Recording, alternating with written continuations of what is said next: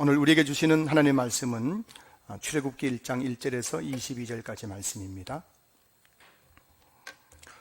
구약성경 82쪽입니다. 출애굽기 1장 1절에서 22절까지 말씀을 제가 봉독하겠습니다. 야곱과 함께 각각 자기 가족을 데리고 애굽에 이른 이스라엘 아들들의 이름은 이러하니 루벤과 시므온과 레위와 유다와 이사갈과 스불론과 베냐민과 단과 납달리와 갓과 아셀이요, 야곱의 허리에서 나온 사람이 모두 70이요 요셉은 애굽에 있었더라. 요셉과 그의 모든 형제와 그 시대의 사람은 다 죽었고 이스라엘 자손은 생육하고 불어나 번성하고 매우 강하여 온 땅에 가득하게 되었더라. 요셉을 알지 못하는 세 왕이 일어나 애굽을 다스리더니 그가 그 백성에게 이르되 이 백성 이스라엘 자손이 우리보다 많고 강하도다. 자, 우리가 그들에게 대하여 지혜롭게 하자. 두렵건대 그들이 더 많게 되면 전쟁이 일어날 때에 우리 대적과 합하여 우리와 싸우고 이 땅에서 나갈까 하노라 하고 감독들을 그들 위에 세우고 그들에게 무거운 짐을 지워 괴롭게 하여 그들에게 바로를 위하여 국고성 비돔과 람셋을 건축하게 하니라. 그러나 학대를 받을수록 더욱 번성하여 퍼져나가니 애굽 사람이 이스라엘 자손으로 말미암아 근심하여 이스라엘 자손에게 일을 엄하게 시켜 어려운 노동으로 그들의 생활을 괴롭게 하니 곧 흙 이기기와 벽돌 굽기와 농사의 여러 가지 일이라. 그 시키는 일이 모두 엄하였더라. 애굽 왕이 히브리 산파 십부라라 하는 사람과 부하라 하는 사람에게 말하여 이르되 너희는 히브리 여인을 위하여 해산을 도울 때에 그 자리를 살펴서 아들이거든 그를 죽이고 딸이거든 살려두라. 그러나 산파들이 하나님을 두려워하여 애굽 왕의 명령을 어기고 남자 아기들을 살린지라. 애굽 왕이 산파를 불러 그들에게 이르되 너희가 어찌하여 이같이 남자 아기들을 살렸느냐. 산파가 바로에게 대답하되 히브리 여인은 애굽 여인과 같지 아니하고 건장하여 산파가 그들에게 이르기 전에 해산하였더이다 하매 하나님이 그 산파들에게 은혜를 베푸시니 그 백성은 번성하고 매우 강해지니라. 그 산파들은 하나님을 경외하였으므로 하나님이 그들의 집안을 흥왕하게 하신지라. 그러므로 바로가 그의 모든 백성에게 명령하여 이르되 아들이 태어나거든 너희는 그를 나일강에 던지고 딸이거든 살려두라 하였더라.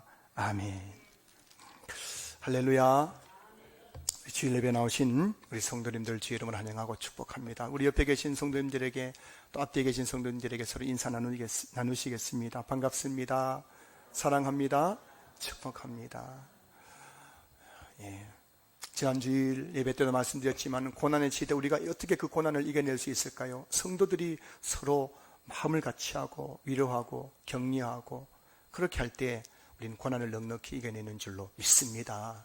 여러분, 오늘 예배만 드리는 시간이 아니에요. 위로는 하나님을 예배하고 옆으로는 우리 성도들이 함께 교제를 나누고 서로 격려하고 위로하고, 그래서 위로는 하나님의 위로가 우리에게 임하고 옆으로는 성도의 위로가 우리에게 임하는 그런 예배가 되어서 여러분들이 정말 예배 마치고 돌아가실 때에는 치유되고 회복되어서 돌아가실 수 있기를 주의 이름으로 축복합니다.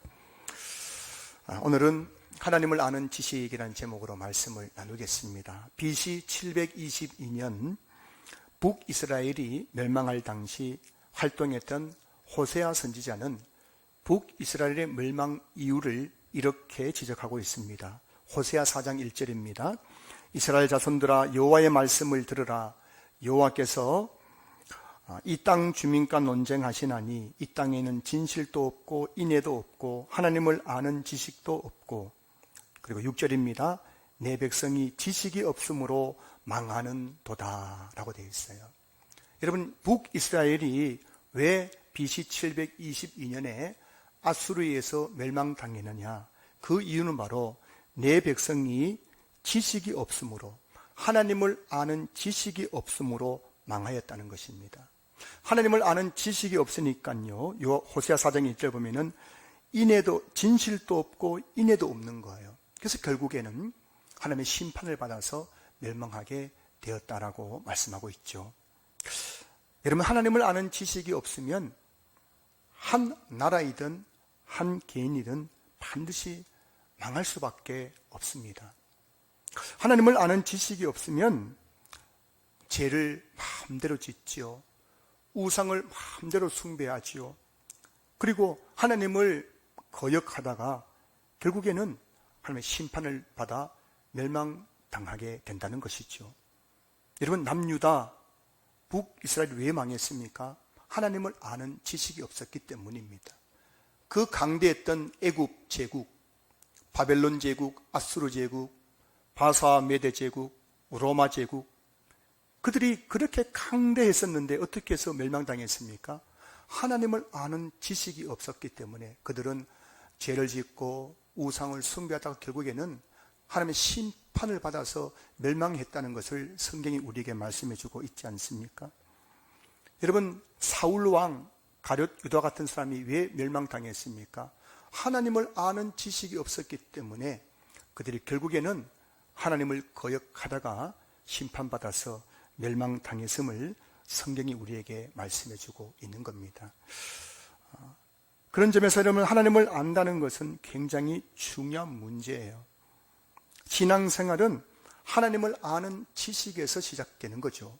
우리는 하나님을 아는 만큼 믿을 수 있는 거예요. 여러분들이 믿습니다 하는데요, 가만히 보면은 내가 하나님을 아는 만큼 믿을 수 있는 거예요. 내가 하나님을 아는 만큼 순종할 수 있는 거예요. 여러분들이 하나님께 순종한다 하지만은 하나님이 어떤 분인지 모르면은 결코 순종할 수 없습니다. 내가 아는 그 범위만큼 우리는 순종할 수 있는 거예요.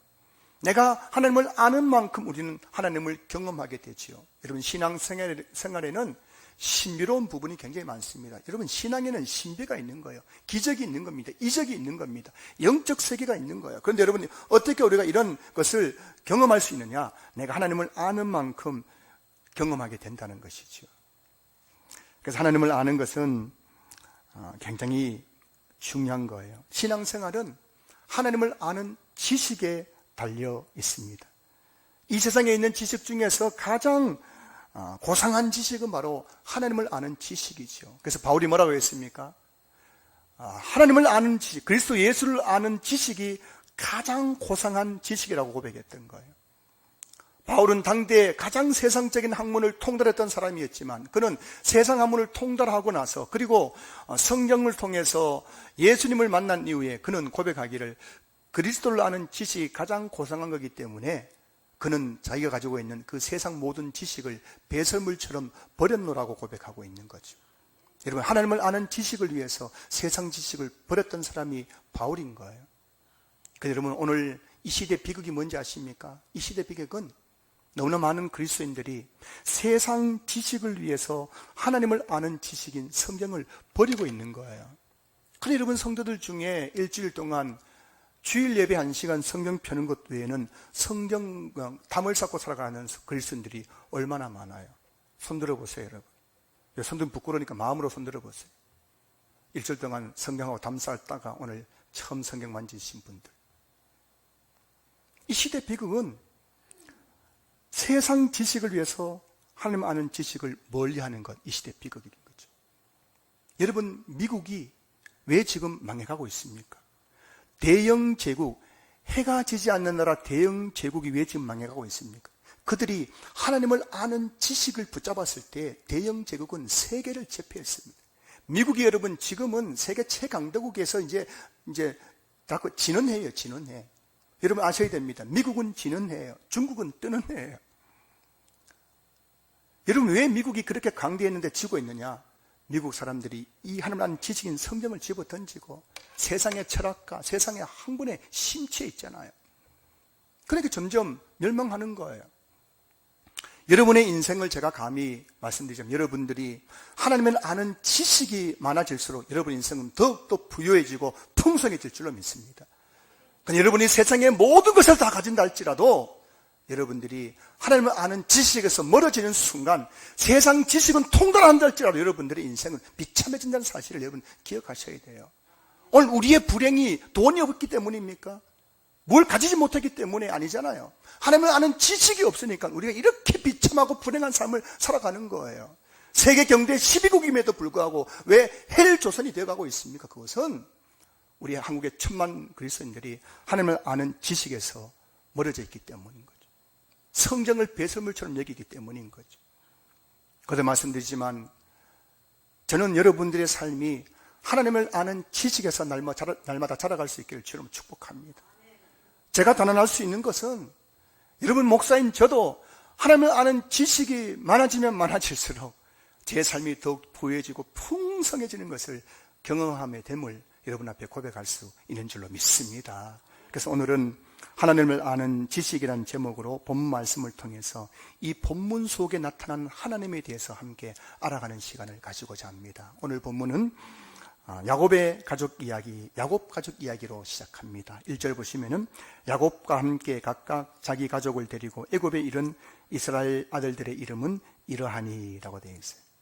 창세기 46장을 보면은 야곱은 애굽의 총리가 된 아들 요셉의 도움으로 70명의 가족을 거느리고 가나안에서 애굽으로 이주하는 그런 내용이 나오죠.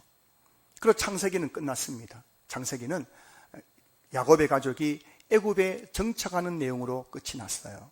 자, 그리고 오늘 출애굽기는 이렇게 시작합니다. 그렇게 애굽에 간 야곱의 가족들이 어떻게 되었는가에 대해서 말씀하고 있는데 6절 말씀을 보시면은 요셉과 그의 모든 형제와 그 시대의 사람은 다 죽었고 라고 되어 있습니다. 여기서 요셉과 그의 11명의 형제들이 애굽에서 다 죽었습니다. 자, 그리고 그 시대의 사람들도 다 죽었다. 그럼 그 시대 사람들이 뭘 가리키느냐? 창세기 50장 22절 23절 말씀 보시면은 요셉이 그의 아버지의 가족과 함께 애굽에 거주하여 110세를 살며 에브라임의 자손 3대를 보았으며 라고 되어 있습니다. 자, 여러분, 요셉이 애굽에 팔려가서 노예로 팔려가서 거기서 애굽의 총리가 되고 애굽 여자를 만나가지고 거기서 아들 낳았죠. 에브라임과 므낫세를 낳았습니다. 그런데 창세기 50장 23절 보면은 요셉이 에브라임 110세를 살면서 에브라임의 자손 3대를 보았다. 무슨 말입니까? 요셉이 살아있을 때에 아들 에브라임이 있고 거기에 또 아들 다시 말하면은 요셉이 그 아들로부터 4대 요셉을 포함해서 총 5대가 살았다는 겁니다. 5대가 살았어요. 요셉의 5대 손이 한 시대에 살았다는 겁니다. 그런데 그 시대에 살았던 5대 손들이 다 죽었습니다. 다시 말하면 여러분 좀 헷갈리시겠지만 잘 제 이야기를 들어주십시오. 야곱이 애굽에 이주한 때로부터 해가지고 아들 요셉, 그 아들 에브라임, 그 자손 3대 6대가 흘렀습니다. 6대가 흐른 다음에 이스라엘 자손들이 애굽 땅에서 어떻게 되었는가에 대해서 오늘 보면 7절이 말씀해주고 있는 겁니다. 자, 7절 보실까요? 이스라엘 자손은 생육하고 불어나 번성하고 매우 강하여 온 땅에 가득하게 되었더라 되어 있는 거예요. 여러분 70명이 그 가나안 땅에서 애굽으로 갔을 때 그 애굽에 있던 그 누구인들 그들을 주목했겠습니까? 초라한 행색을 한 야곱과 그의 아들들과 그 손자들 70명이 애굽에 갈 때 아무도 그들을 주목하지 않았습니다. 그리고 그들이 애굽에서 어떻게 될지 누구도 장담할 수 없는 거예요. 풍토병에 걸려서 죽을 수도 있고 애굽 사람들에게 맞아 죽을 수 있고 그들은 다 그냥 가문이 멸망할 수도 있는 상황 아니었습니까? 자, 그런데 야곱이 애굽에 가고 나서 요셉과 그 형제와 그 시대 사람들, 그 요셉의 그 4대 손들이 다 죽고 났을 때에 6대가 흘렀을 때 지금 야곱의 자손들이 어떻게 되었다고요? 이스라엘 자손은 생육하고 불어나 번성하고 매우 강하여 온 땅에 가득하게 되었다는 거예요. 야곱이 70년 거느리고 애굽에 들어간 이후로 6대가 흘렀을 때 그 야곱의 자손은 엄청난 숫자로 불어났다는 거예요. 어마어마한 숫자로 불어난 거예요. 여러분도 한번 그런 생각해 보지 않습니까? 앞으로부터 지금부터 나의 6대 후손들은 어떻게 되어 있을까? 여러분 궁금하지 않으세요? 전혀 궁금한 표정이 아니네요. 내 먹고 살기도 바쁜데 6대 손이 어떻게 되고 무슨 상관이 있습니까? 여러분 한 사람이 예수님 믿고 이렇게 신앙생활 하는데 나의 아들, 손자, 증손자, 고손자, 6대가 흘러가면서 우리 집안이 어떻게 될까 한번 상상해 보세요. 그 숫자는 얼마나 될 것인가? 그리고 그들 중에서 어떤 믿음의 인물이 탄생할 것인가 한번 상상해 보세요. 막 이 가슴이 벅차지 않을까요? 근데 여러분, 야곱이 애굽에 간 이후로 6대가 흘렀는데 그 70명이 지금 어떻게 되었다고요? 생육하고 불어나 번성하고 매우 강하여 온 땅에 가득하게 되었다. 애굽 온 땅에 지금 지척에 그냥 이스라엘 자손들, 야곱의 자손들이 가득히 하게 되었다는 거예요. 자, 이런 이스라엘 자손의 모습이 애굽 왕의 눈에는 어떻게 보였을까요? 애굽 왕이 지금 이스라엘 자손들을 주목하고 있는 거예요. 자, 보실까요? 오늘 보면 8절부터 10절까지 요셉을 알지 못하는 새 왕이 일어나 애굽을 다스리더니 그가 그 백성에게 이르되 이 백성 이스라엘 자손이 우리보다 많고 강하도다.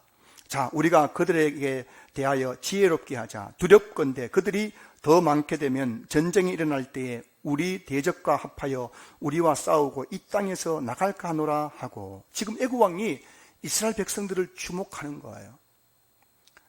그들의 그 조상 야곱이 애굽에 갈 때에는 아무도 그들을 주목하지 않았습니다. 그런데 6대가 흐른 다음에 애굽 왕이 지금 이스라엘 자손을 주목하는 거예요. 그들이 우리보다 많고 강하도다. 두렵건대.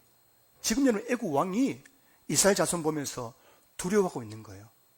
아, 저놈들이 우리보다 많고 강해서 혹시 우리 대적과 합하여 우리와 싸우면 어떻게 할까 하는 두려움에 사로잡혀 있는 겁니다. 야곱이 애굽에 들어갈 때만 해도 70명에 불과했는데 야곱이 죽고 또 요셉이 죽고 4대가 흐른 후에 야곱의 자손은 애굽 왕이 두려워할 만큼 강대한 그런 민족이 되었다는 겁니다. 뿐만 아니라 야곱이 애굽에 간 지 400년이 지난 후 출애굽 당시에는 남자 장정만 60만 명, 총 인구를 전체 인구는 최소한 200만 명이 넘는 큰 민족이 되었던 거예요. 사랑하는 성도 여러분, 보잘것 없었던 야곱의 가족이 그 70명의 애굽에 가서 어떻게 이 이민 6대가 지나면서 이렇게 큰 민족을 이룰 수 있었던 것일까요? 우리나라에도 미국 이민 역사가 있지 않습니까? 미국 이민 가가지고 잘된 분들도 있지만 여러분 알고 계시나요? 미국 이민 가서 폐가 망신한 집안도 얼마나 많은지 몰라요. 우리는 뭐 자수성가했다 뭐 이런 이야기를 듣지만 사실은 더 많은 미국 이민사 이면에는 미국 가가지고 집안이 쫄라당 망한 경우가 얼마나 많은지 몰라요. 오늘 이 야곱의 가족이 70명이 애굽 갈 때 얼마나 두려웠겠습니까? 아마 야곱이 우리가 거기 가서 살 수 있겠는가? 내 자식들이 거기서 지금 살아낼 수 있을까? 얼마나 많은 걱정이 있겠어요. 그런데 6대가 흐른 다음에 애굽 왕이 두려워할 만큼 이스라엘 자손은 강대하고 큰 민족으로 자리 잡게 되었다는 것입니다. 어떻게 해서 이런 일이 날 수 있었을까? 이 질문에 답을 하기 위해서 우리는 믿음의 조상 아브라함 이야기로 거슬러 올라가야 합니다. 창세기 12장을 보면 하나님께서 이스라엘 민족의 조상인 아브라함을 지명하여 부르실 때 그에게 한 가지 약속을 하셨습니다. 어떤 약속일까요? 창세기 12장 1절 2절 보실까요? 여호와께서 아브라함에게 이르시되 너는 너의 고향과 친척과 아버지의 집을 떠나 내가 내게 보여줄 땅으로 가라. 내가 너로 큰 민족을 이루고 내게 복을 주어 내 이름을 창대하게 하리니 너는 복이 될지라. 하나님께서 아브라함에게 내가 너로 큰 민족을 이루고 큰 민족을 이루어주겠다고 약속했던 거예요. 한 번만 약속한 것이 아닙니다. 창세기 13장 14절에서 16절 말씀 보세요. 롯이 아브람을 떠난 후에 여호와께서 아브람에게 이르시되 너는 눈을 들어 너 있는 곳에서 북쪽과 남쪽 그리고 동쪽과 서쪽을 바라보라. 보이는 땅을 내가 너와 내 자손에게 주리니 영원히 이르리라. 내가 내 자손이 땅에 티끌 같게 하리니 사람이 땅에 티끌을 능히 셀 수 있을진데 내 자손도 세리라. 여러분, 하나님께서 내가 내 자손이 땅에 티끌 같게 하리라. 여러분, 땅에 티끌이 많아요, 적어요? 티끌이 많아요, 적어요? 저는 먼지를 굉장히 싫어하는 사람이에요. 먼지만 보면 못 견뎌요. 자다가 일어나가지고 먼지 닦아야 돼요. 먼지 노이로제 걸려있어요. 여러분, 밖에 나가면 저는 그래서 흙길을 별로 안 좋아해요. 흙길 별로 안 좋아해요. 흙길 가다가 옆에 신발 털지 않고 차에 타면 막 저는 못 견뎌요, 못 견뎌요. 그만큼 이 흙을, 먼지를 싫어하는 사람인데, 여러분, 땅에 뒷글이 많아요, 적어요? 얼마나 많은지 모르겠어요. 먼지가 얼마나 많습니까? 그런데 하나님께서 아브라함에게 내가 너의 자손을 땅에 뒷글 먼지 같게 많게 할 것이라고 하시는 거예요. 그러니까 여러분, 이 말 들으면 좋아요, 안 좋아요? 근데 좋은데 사실은 이 아브라함이 지금 한 상황에 보면 이것이 지금 하나님이 아브라함을 갖고 노는 거로밖에 안 보입니다. 그 이유가 뭘까요? 지금 이렇게 하나님께서 내가 너에게 큰 민족을 이루게 할 것이다, 내가 너의 자손을 땅에 티끌같이 먼지같이 많게 할 것이다 라고 그렇게 약속했을 때에 아브라함의 상황은 지금 자식이 없는 거예요. 자식. 75세, 아내 사라가 65세, 자식이 없어요. 애를 못 낳는 거예요.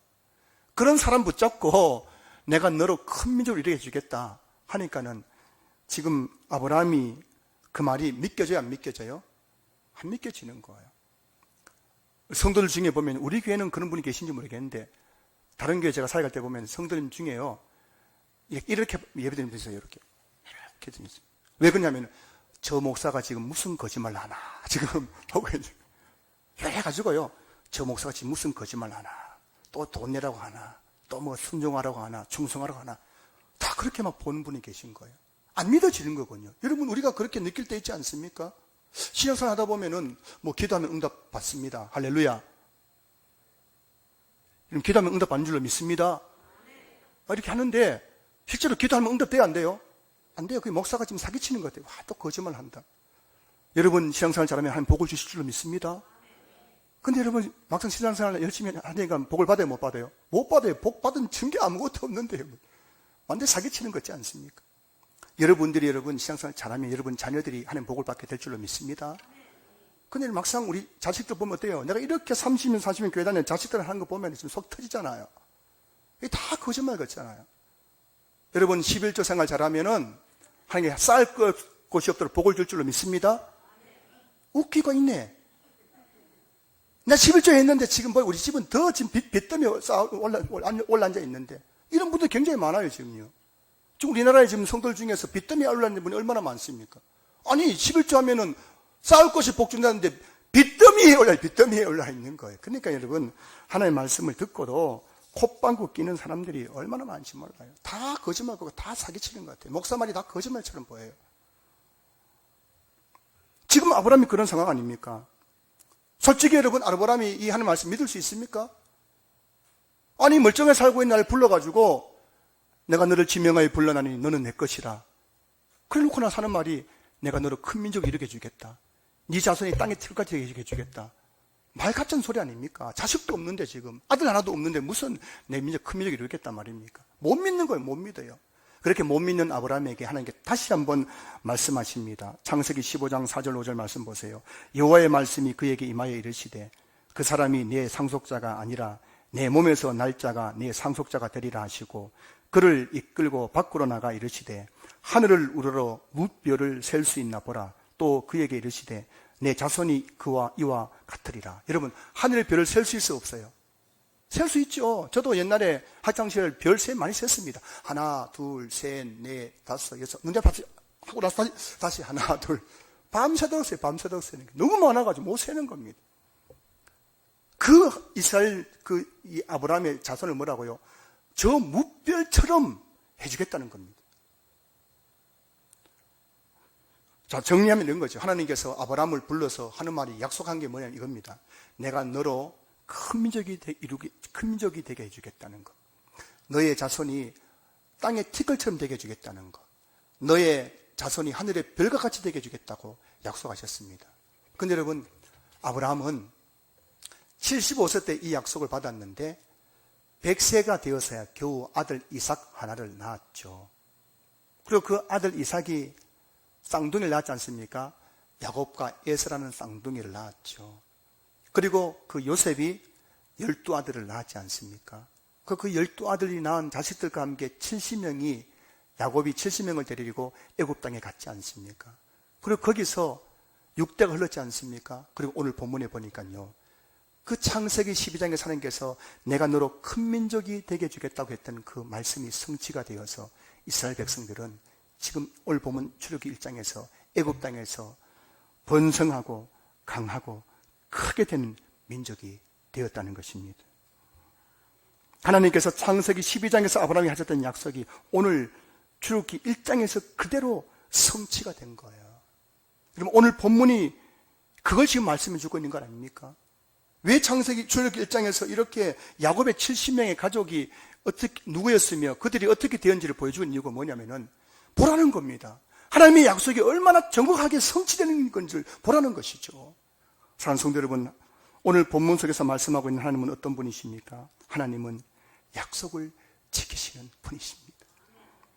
하나님은 6대가 흘러갈지라도 그 인간의 시간 속에서 자신이 하셨던 약속을 반드시 이루고 성취하시는 분이라는 것을 오늘 본문이 우리에게 말씀해 주고 있는 거예요. 아브라함의 약속은 아브라함으로부터 6대가 지난 후에 그대로 다 이루어졌다는 겁니다. 성경이 뭘까요? 성경은 하나님의 약속이에요. 구약은 오래된 약속, 시작은 뭐라고요? 새로운 약속. 성경은 하나님의 약속이 기록된 책인 성경인 거예요. 그래서 여러분, 성경을 믿는 사람은 정확히 말하면 하나님의 약속을 믿는 사람이에요. 그리고 이 성경을 믿는 사람은 반드시 그 성경대로 내 삶 가운데 이루어지는 것을 보게 되는 거예요. 그 이유가 뭐라고요? 하나님께서 약속하셨기 때문입니다. 저는 여러분들이 이 성경책이 여러분의 삶이 될 수 있기를 주로 축복합니다. 여러분의 삶에 이 성경이 하나씩 하나씩 이루어진 것을 볼 수 있기를 주 여러분으로 축복합니다. 11절 말씀 보실까요? 감독들을 그들 위에 세우고 그들에게 무거운 짐을 지어 괴롭게 하여 그들에게 바로를 위하여 국고성 비돔과 람셋을 건축하게 하니라. 자, 여러분, 지금 애굽 왕이 이스라엘 자손을 보면서 지금 두려운 거예요. 너무 숫자가 많고 강하기 때문에, 온 지면에 퍼져 있기 때문에 이 애굽 왕이 두려움을 느낍니다. 그래서 어떻게 합니까? 더 이상 이스라엘 자손이 번성하지 못하게 하려고 그 산하 제한 정책, 인구 억제 정책을 펼치고 있는 겁니다. 어떤 방법으로요? 그들에게 무거운 짐을 지워가지고 국고성 비돔과 람셋을 건축하게 합니다. 그래서 오늘 이 당시에 출애굽기 1장 당시에 이스라엘 백성들은 애굽에서 어떻게 합니까? 아침에 해가 뜨면은 일어나가지고 끌려가가지고 그 감독들에 의해 가지고 채찍에 맞으면서, 여러분 그런 애니메이션 보신 적이 있었죠? 그럼 하루 종일 밤이 어두울 때까지 그들은 하루 종일 그냥 들에서 국고성을 짓는 그 노동을 했던 겁니다. 흙 이기고 벽돌 굽고, 오늘 본문 나오지 않습니까? 농사 여러 가지 일을 하면서 하루 종일 일하니까 밤에 되면은 녹초가 돼야 안 돼요. 밤에 녹초가 되니까는 밤에 어떻게 합니까?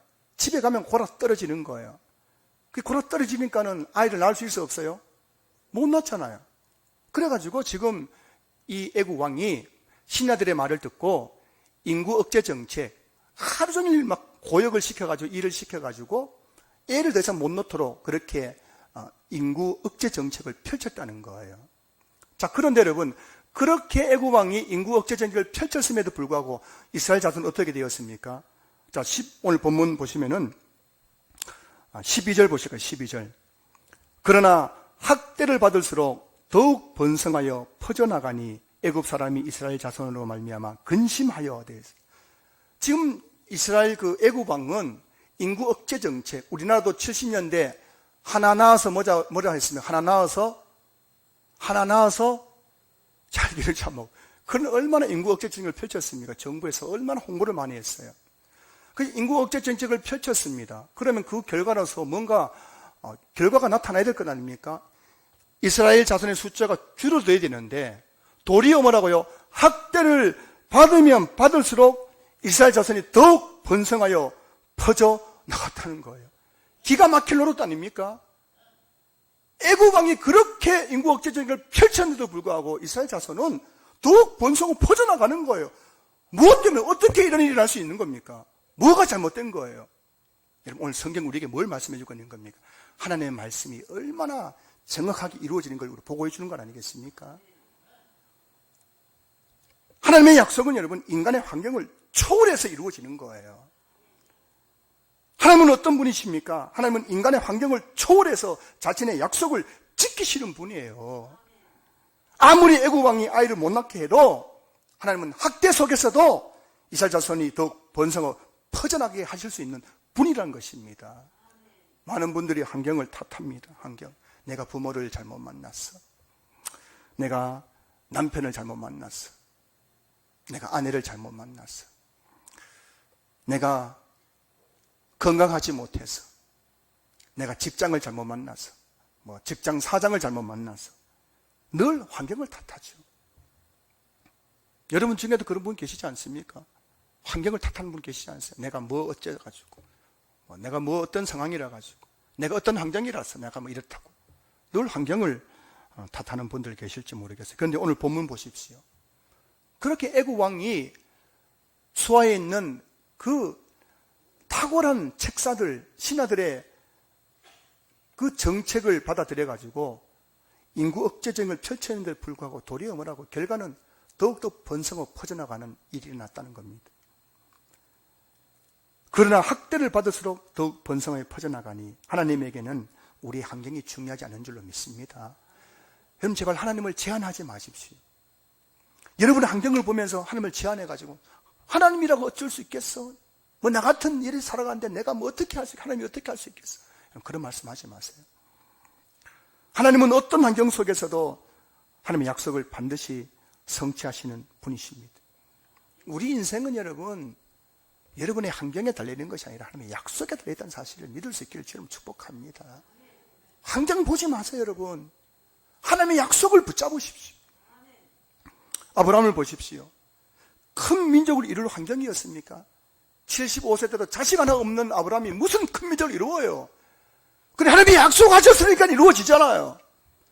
모세가 이러면 어떻게 출애굽을 할 수 있었습니까? 모세 당시에 출애굽을 환경이었습니까? 강박한 바로왕이 10가지 재앙을 다 그렇게 재앙을 내려줘도 출애굽을 허락하지 않았잖아요. 그런데 하나님이 약속이 있기 때문에 결국에는 하나님의 약속대로 이스라엘 백성은 출애굽한 줄로 믿습니다. 여러분 다윗이 왕이 될 팔자입니까? 사울이 얼마나 다윗 죽이려고 쫓아다녔습니까? 사막에서 여러분 벼룩을 찾듯이 그렇게 찾아다니면서 다윗을 죽이려 했지 않습니까? 다윗은 왕이 될 수 없었습니다. 모든 사람들이 저 다윗이 이제 곧 죽겠구나 했습니다. 그런데 결국 다윗이 뭐 됐어요? 이스라엘 왕이 되었잖아요. 무엇 때문입니까? 하나님께서 다윗이 어릴 적에 기름 부으면서 너는 왕이 될 것이라고 말씀하셨잖아요. 사무엘을 통해서. 그대로 성취된 거 아닙니까?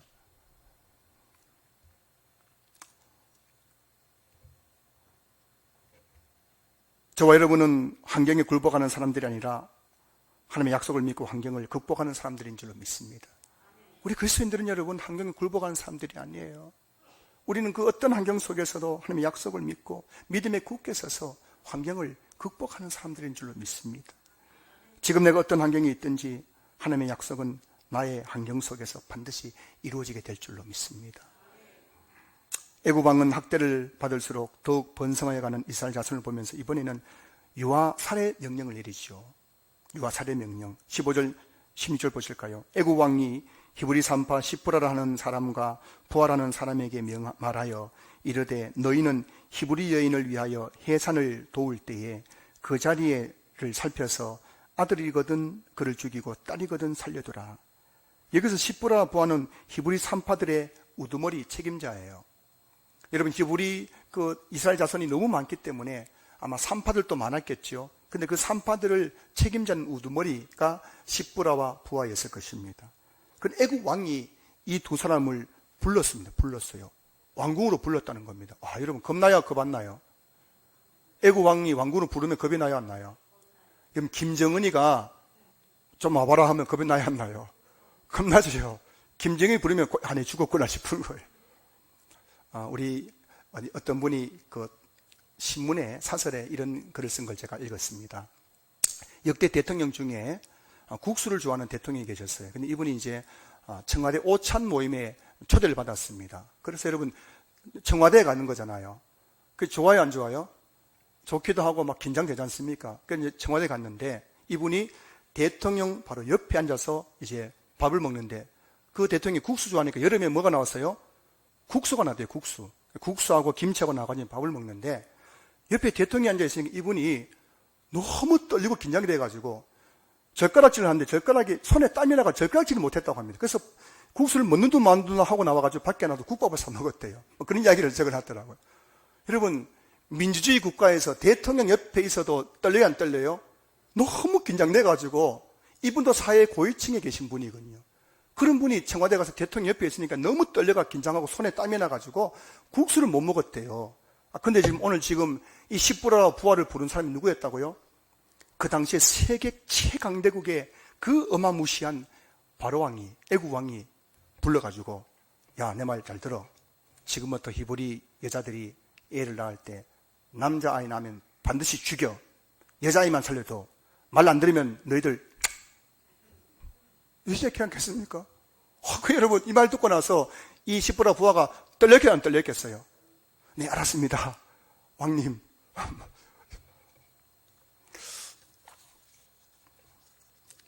그 말 한마디면 여러분, 죽기도 하고 살기도 하는 거예요.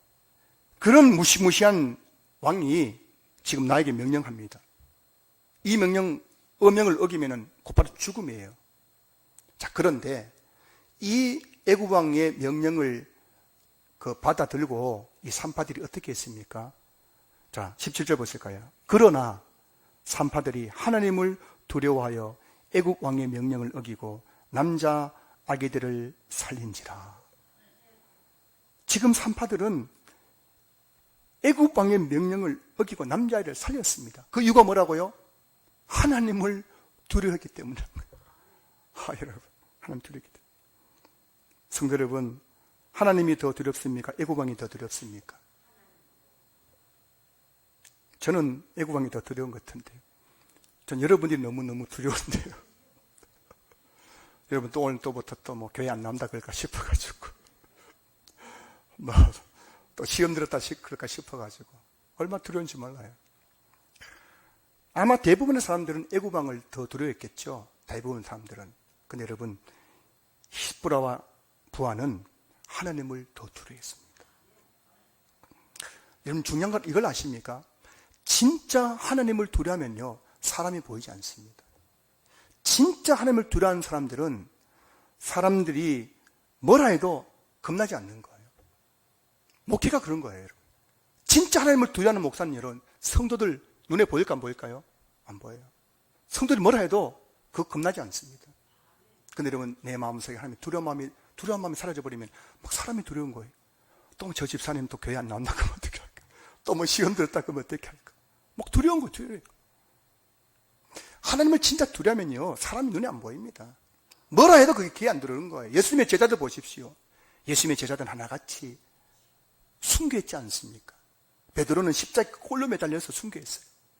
아니, 나의 주님이 십자가 위에서 이렇게 달려 죽어 내가 어떻게 주님과 똑같이 죽을 수 있느냐고, 나는 거꾸로 매달려 죽여라 하면서 거꾸로 매달려 죽었습니다. 어떤 제자들은요, 목이 베어 죽었습니다. 어떤 제자들은요, 장작더미 위에 불탄 그릇에 던져져 가지고 불에 타 죽었습니다. 어떤 사람들은 껍데기 벗겨져 가지고 죽었습니다. 그들은 그 죽음 앞에서도 초대 교회사를 보면은 겁내지 않았어요. 왜냐하면 그들이 진짜 두려워했던 분이 누구였기 때문이란 말입니까? 하나님이었기 때문에. 하나님이 두려우면 여러분, 죽음 앞에서도, 하나님이 두려우면 인생의 어떤 사람 앞에서도 두려워하지 않게 되는 줄로 믿습니다. 여러분은 누구를 두려워하십니까? 지금 또 두려워서 벌벌 떨고 있습니까? 뭐가 그렇게 두려우세요? 히브리 3파 시뿌라 부하를 보십시오. 하나님을 두려웠기 때문에 애국 왕의 명령을 어기고 남자아이를 다 살려줬던 겁니다. 오늘 저도 여러분들도 하나님을 가장 두려워하는 신앙생활 할 수 있기를 주님으로 축복합니다. 저도 여러분이 두려워서 벌벌 떨면 여러분 눈치 보는 목사가 되지 않고, 하나님을 두려움으로 말미암아 여러분을 겁내지 않고 여러분들을 바르게 목양하고, 야단칠 때는 야단치고 책망할 때는 책망을 하는 그런 목사가 되었으면 좋겠어요. 사실 저도 여러분이 무서워서 야단 치고 싶어도 야단 못 쳤었음을 고백합니다. 이 말 하면 또 교회 나가버릴까 싶어가지고 제 믿음 없는 걸 고백하는 거예요. 그러나 오늘부터 다시 한번 저는 하나님을 두려워하겠습니다. 여러분도 하나님을 두려워하십시오. 그러면 사람이 두렵지 않을 것입니다. 질병도 두렵지 않을 것입니다. 인생의 그 무엇도 두렵지 않을 것입니다. 자, 이렇게 여러분, 히브리 3파 시뿌라 부하가 하나님을 두려워함으로 애굽왕의 명령을 어기고 아이를 살려줬잖아요. 그럼 어떻게 되었을까요? 20절 보면 하나님이 그 산파들에게 은혜를 베푸시니, 왕의 명령을 어기면 그 다음에 곧바로 죽음인 겁니다. 그 다음에 이 히브리 산파 두 사람은 불려가가지고 죽어야 되는 겁니다. 그런데 하나님이 그 산파들에게 은혜를 베푸시니 애굽 왕이 이 산파들을 죽이지 않았습니다. 성도 기억하셔야 됩니다. 하나님께서 은혜를 베푸시면은 그 누구도 우리에게 손을 댈 수 없는 줄로 믿습니다. 코로나 바이러스가 손댈 수 있겠습니까? 질병이 우리를 손댈 수 있겠습니까? 그 어떤 사람이 우리를 손댈 수 있을까요? 다윗을 보십시오. 그렇게 사울이 죽이려 했지만은 하나님의 은혜가 그에게 머무니까는 사울이 털끝 하나 그에게 손을 댈 수 없었던 거예요. 다니엘을 보십시오. 그렇게 수많은 정적들이 다니엘을 죽이려고 사자굴에 집어넣었지만은 사자도조차도 다니엘에게 손댈 수 없을 만큼 은혜가 그에게 임했던 것이에요. 여러분, 여러분에게 하나님 은혜가 임하면 질병도 여러분 떠나가게 될 줄로 믿습니다. 코로나 바이러스 여러분 떠나가게 될 줄로 믿습니다. 사고 여러분 떠나가게 될 줄로 믿습니다. 어떤 사람도 여러분 해하지 못하게 될 줄로 믿습니다. 21절 보실까요? 그 산파들은 하나님을 경외하였으므로 하나님이 그들의 집안을 흥왕하게 하신지라. 산파들이 하나님을 경외, 즉 두려워하니까요, 하나님이 그들의 집안을 흥왕하게 해주셨다는 거예요. 자, 여러분, 오늘 이 본문에서 말씀하는 하나님은 어떤 분이십니까? 하나님은 하나님을 두려워하는 자에게, 하나님을 경외하는 자에게 은혜를 베푸시고 복을 주시는 분이십니다. 여러분 기억하십시오. 하나님은 진짜 하나님을 두려워하는 자에게 은혜를 주시고 복을 주시는 거예요. 시편 128편 1절 보세요. 여호와를 경외하며 그의 길을 걷는 자에게 복이 있도다. 시편 115편 13절 높은 사람이나 낮은 사람을 막론하고 여호와를 경외하는 자들에게 복을 주시리로다.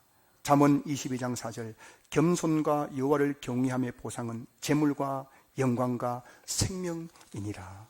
여러분, 성경은 계속해서 여호와를 경외한 자에게 하나님께서 복을 주신다고 말씀하고 있는 거예요. 그런 구절이 너무 많지만 오늘 다 제가 소개해드릴 수 없습니다. 성경은 우리에게 계속해서 말씀하는 거예요. 여호와를 경외하는 자, 하나님을 정말 두려워할 줄 아는 자에게 하나님께서 뭘 주신다고요?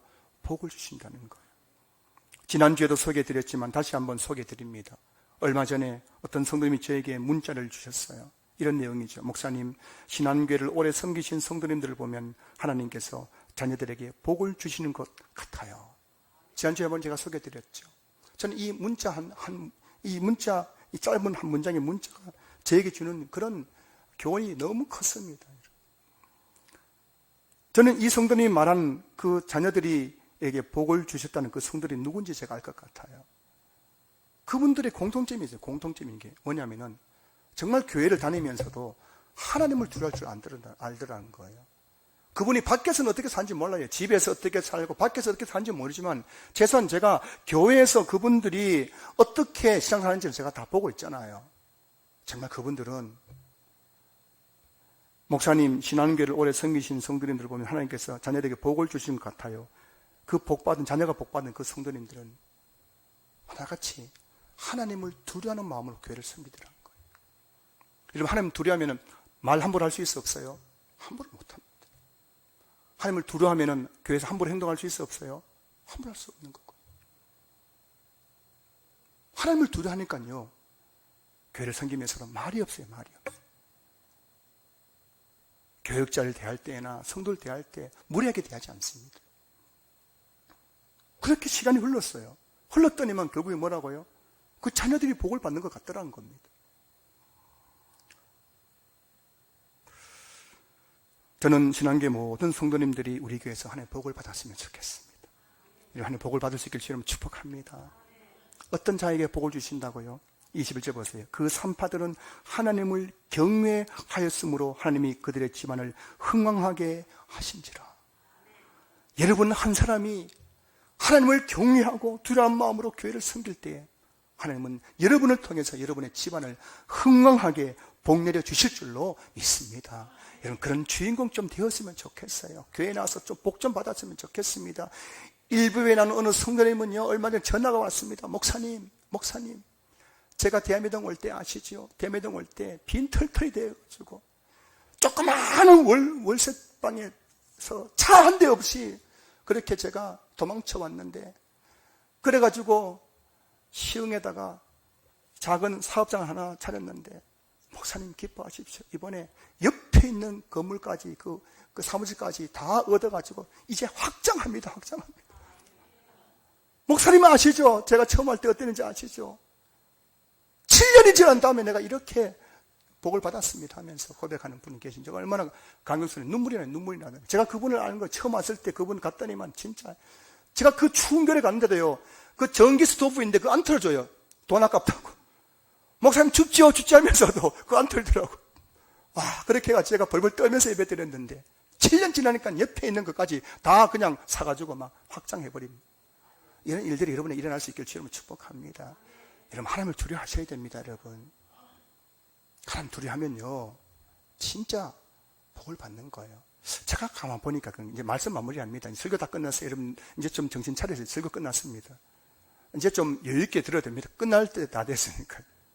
제가 보니까요, 우리가 신앙생활을 잘하려고 하지 마세요. 상식선에서만 신앙생활을 해도 여러분 복을 받습니다. 믿으시면 아멘. 제가 보니까요, 뭐 잘날 필요가 없어요. 여러분, 너무 잘나고 하지 마시고, 그냥 누가 보더라도 상식적인 신앙생활을 하더라도 하나님 그 사람에게 복 주실 줄로 믿습니다. 그 상식이 뭐라고요? 하나님을 경외하고 두려운 마음을 가지고 여러분 교회를 다녀보십시오. 반드시 히브리서 3파 10보라와 부하가 받았던 집안이 흥하는 복을 여러분도 받게 될 줄로 믿습니다. 말씀 마무리합니다. 여러분, 하나님을 아는 지식이 너무 중요해요. 이 시대에 너무나 많은 그리스도인들이 하나님을 아는 지식이 없으니까 200만 명이 가난한 성도가 되어버렸잖아요. 너무나 많은 성도님들이 교회를 다니지만은, 교회는 오지만은, 예배는 드리지만은 하나님 보시기에 합당한 신앙생활을 하지 못하잖아요. 왜냐? 하나님을 아는 지식이 없기 때문인 거예요. 하나님을 알아야 우리가 바른 신앙생활을 할 수 있는 거예요. 오늘 보면은 하나님은 어떤 분이십니까? 하나님은 반드시 하나님 입에서 나오는 그 약속을 지키시는 분인 줄로 믿습니다. 시간을 초월해서, 환경을 초월해서 하는 반드시 약속을 지키시는 분인 줄로 믿습니다. 제가 누누이 말씀드리죠. 이 시대의 순교는 자기 자리를 잘 지키는 거예요. 여러분들이 자기 자리만 잘 지키더라도 하나님 반드시 여러분의 삶 가운데 하나님의 약속을 이루어 주실 줄로 믿습니다. 여러분, 하나님은 어떤 분이십니까? 하나님은 하나님을 두려워하는 자에게 복을 주시는 분인 줄로 믿습니다. 여러분, 그 복의 주인공 되시기 바랍니다. 제발 부탁입니다. 교회에 나와서 제발 좀 하나님을 좀 두려워하십시오. 하나님 여러분들 다 보고 계시잖아요. 여러분의 마음의 중심도 아시고, 여러분의 생각도 아시고, 여러분들이 화장실 가서 사는 집까지 다 아시는 분 아닙니까? 그 하나님을 좀 두려워하면서 여러분 신앙생활 해보십시오. 반드시 여러분에게 하나님의 그 축복이 임하게 될 것입니다. 우리 지난주에 모든 성도님들이 약속을 지키시는 하나님, 하나님을 두려워하는 자에게 복을 주시는 하나님을 믿고 우리 신앙교회에서 정말 축복된 신앙생활 할 수 있기를 주의 이름으로 축원합니다. 축원합니다. 축원합니다.